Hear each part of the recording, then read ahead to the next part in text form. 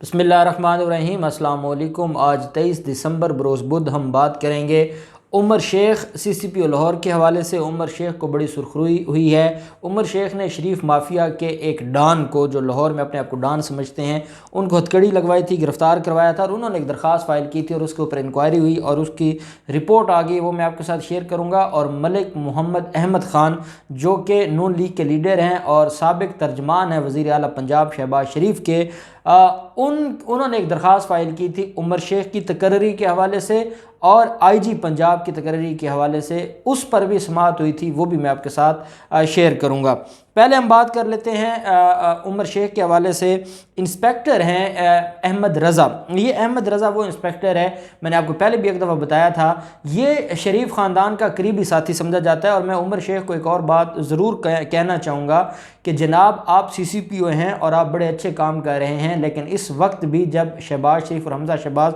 अदालत पेशी पर आते हैं तो उनकी गाड़ियों के दरवाजे आपके ये इंस्पेक्टर ही खोल रहे होते हैं, जिन्होंने 3-3 पूल लगाए होते हैं, वो इनकी गाड़ियों के आज भी दरवाजे खोलते हैं। तो आप इनके ख़िलाफ़ कार्रवाई ज़रूर कर रहे हैं। ये जो जितना सियासी भर्तियाँ थीं और सियासी लोगों के साथ वफादारियाँ थीं इस पॉलिस में, वो आप उनके ख़िलाफ़ कार्रवाई ज़रूर करें, लेकिन अभी भी बड़े लोग हैं और आपको नैब अदालत में कभी देखा करें कैमरों के सामने जब ये लोग उनकी गाड़ियों के दरवाजे खोल रहे होते हैं, तो इनके ख़िलाफ़ भी ज़रूर कार्रवाई करें। ये पुलिस को नहीं जचता, किसी फोर्स को नहीं जचता कि वो किसी सियासी या किसी मुलजिम के दरवाजे खोले।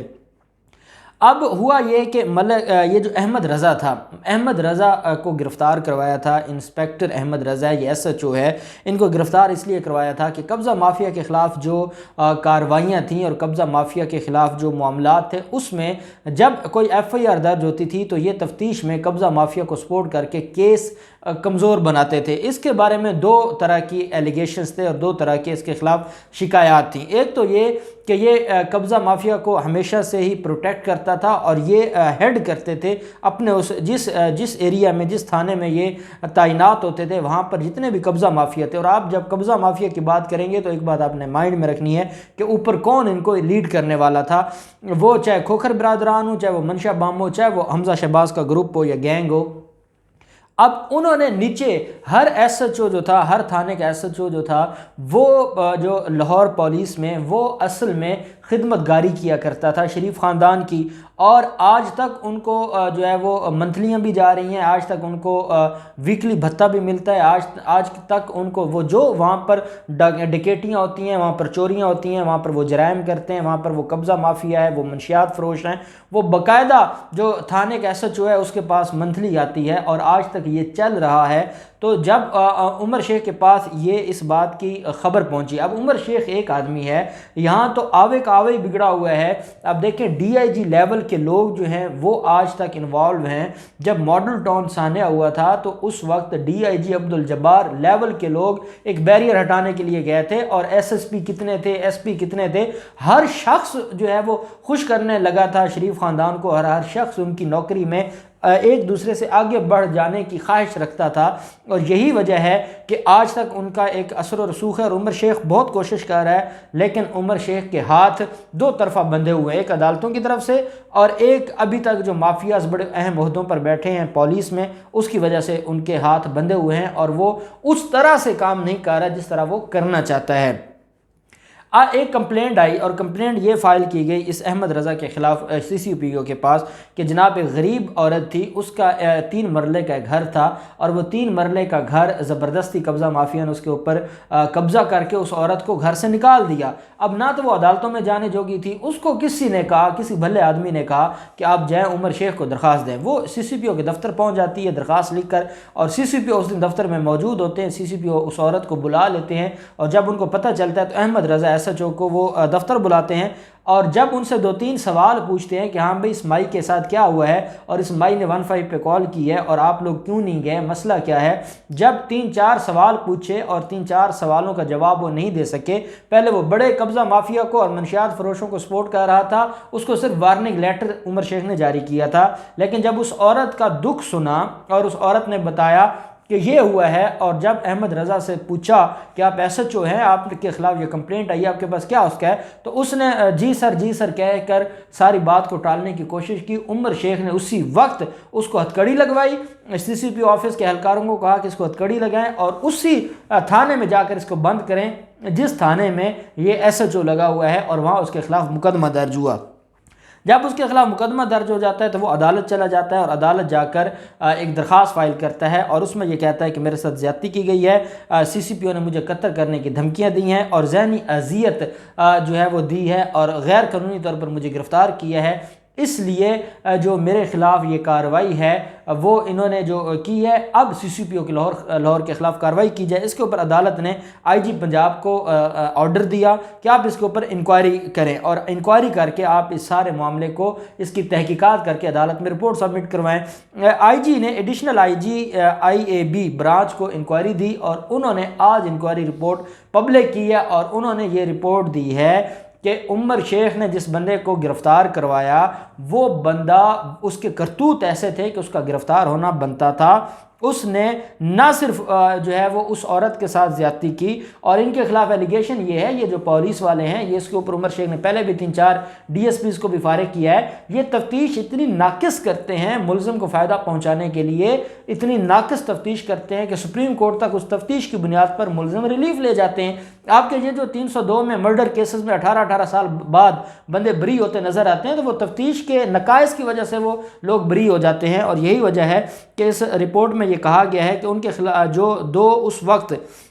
وہاں پر جو کانسٹیبل تھا ایک، اور ایک ڈی ایس پی تھا، اور ایک اور آفیسر تھا، ان تینوں نے سی سی پی او کے حق میں بیان دیا، اور انہوں نے یہ کہا ہے کہ ہمارے سامنے یہ سارا معاملہ ہوا ہے، اور اس نے جو کچھ کیا ہے وہ غلط کیا ہے، اور اس کی بنیاد پر اس کے خلاف کارروائی ہوئی ہے۔ ایک اور کانسٹیبل تھا جو ہے وہ زیغم نامی کانسٹیبل، انہوں نے بھی ایک درخواست دی تھی، اور اس کے اوپر بھی عمر شیخ کے حق میں ہی آئی تھی جو رپورٹ تھی، اور اس میں یہ کہا گیا تھا کہ عمر شیخ حق پر تھے۔ تو میں سمجھتا ہوں شریف مافیا کے خلاف کاروائیاں اور اس کے بعد یہ ان کے حق میں رپورٹ کا آنا یہ بڑی خوشائند بات ہے، حالانکہ ابھی بھی ڈی آئی جی لیول کے لوگ عمر شیخ کے خلاف ہیں، اور کئی لوگ چھٹیوں پر چلے گئے ہیں، اس کے باوجود عمر شیخ کی جو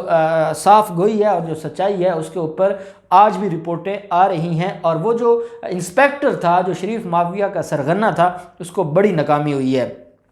اب دوسری طرف ایک درخواست فائل کی گئی تھی ملک احمد خان۔ ملک احمد خان کو کون نہیں جانتا، یہ سابق ترجمان ہیں سابق وزیر اعلیٰ شہباز شریف کے۔ انہوں نے ایک درخواست فائل کی تھی جب جو سابق آئی جی تھے ان کو جب گھر بھیجا گیا تھا، تو ان کو گھر بھیجنے کے بعد جب موجودہ آئی جی کو لایا گیا تو اس بنیاد پر ایک درخواست گئی تھی کہ آئی جی کو چینج کرنا بالکل غلط ہے، اور پھر جب عمر شیخ کو لایا گیا تو عمر شیخ کو یہ کہا گیا کہ یہ 20ویں گریڈ کے ہیں اور یہ نہیں لگ سکتے، اور یہ سی سی پی او نہیں لگ سکتے، اور بڑی اس کے اندر جو ہے وہ ایلیگیشنز لگائے گئے تھے۔ چیف جسٹس قاسم خان صاحب کی عدالت میں اس کیس کی سماعت ہوئی، اور ملک احمد خان بھی عدالت میں موجود تھے، ان کے وکیل بھی عدالت میں موجود تھے، اور اس میں ایک ڈپٹی اٹارنی جنرل اسد علی باجوہ صاحب پیش ہوئے ہیں جو وفاق کو ریپریزنٹ کر رہے تھے۔ اب اس میں ایک متفرق درخواست تھی، درخواست یہ تھی کہ ایک جو وکیل صاحب پیش ہوئے ملک احمد خان کی طرف سے، اب دیکھو نا یہ فراڈ در فراڈ کرنے والے لوگ ہیں، اب جو ان کو ریپریزنٹ کرنے والے بھی ویسے لوگ ہیں، وہ بیرسٹر تھا نہیں لیکن اپنے نام کے ساتھ اس نے بیرسٹر لگوایا، جس بنیاد پر عدالت میں سوال اٹھ گیا اور عدالت نے اس کی کلاس لگا دی، اور عدالت نے کہا کہ آپ اس میں جو درخواست ترمیم کر کے جمع کروائی جائے۔ وہ عدالت نے ترمیم شدہ جو درخواست تھی وہ منگوائی، اور اس کے اوپر سماعت ہونی تھی۔ درخواست گزار نے موقف اختیار کیا کہ پولیس آرڈر 2002 کے تحت پنجاب پبلک سیفٹی کمیشن کی جو سفارشات کی روشنی میں آئی جی کی جو تقرری ہے وہ 3 سال کے لیے تعیناتی کی جا سکتی ہے۔ ابھی تک پنجاب پبلک جو ہے سیفٹی کمیشن ہے وہ فعال نہیں ہے، اور اس کے بغیر، اس کی اجازت کے بغیر آئی جی کی تعیناتی کی جا رہی ہے، جو کہ بالکل غلط ہے۔ اس لیے اس کو ختم ہونا چاہیے اور ہمیں ریلیف ملنا چاہیے۔ اس آئی جی کی جو تعیناتی ہے وہ غلط طریقے سے کی گئی ہے، جو ایک پروسیجر تھا اس کے تحت نہیں کی گئی۔ پہلے آئی جی کو گھر بھیجنا بڑا غلط تھا، اس لیے ہمیں ریلیف دیا جائے۔ اور عمر شیخ کے بارے میں یہ کہا گیا کہ اس کو جب عمران خان ایک وزیر اعظم ملک کا یہ کہہ رہا ہے کہ اس کو میں نے اس لیے یہاں پر بھیجا ہے اور میں نے لاہور میں خود لگایا ہے کہ وہ مافیاز کے خلاف کارروائی کرے، تو اس کا مطلب یہ ہے کہ عمر شیخ کسی کرائٹیریا پر نہیں ہے، وہ میرٹ پر نہیں ہے، وہ وزیر اعظم کی خواہش پر آئے ہیں۔ تو جو شخص وزیر اعظم کی خواہش پر آئے اس کو کیسے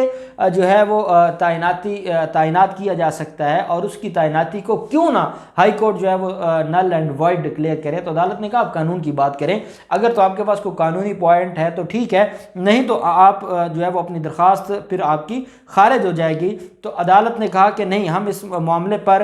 جو ہے وہ مزید بحث کرنا چاہتے ہیں، اور سینئر وکلاء پی ایم ایل این کی جو قیادت آپ جانتے ہیں، جو لیگی وکلاء قیادت ہے وہ ساری موجود تھی، انہوں نے کہا جناب ہمیں اس میں ٹائم، جب ان کو یہ لگا کہ درخواستیں خارج ہونے لگی ہیں، انہوں نے کہا جناب ایک تو ہم اس میں جو تکنیکی خرابیاں ہیں، جو ٹیکنیکل ایررز ہیں، وہ درخواست ہم چینج کر کے دیتے ہیں، دوسرا ہماری گزارش ہے کہ ہمیں ایک اور موقع دیا جائے، ہم اس میں بحث کرنا چاہتے ہیں۔ عدالت نے غیر معینہ مدت کے لیے ان کی درخواست کو جو ہے وہ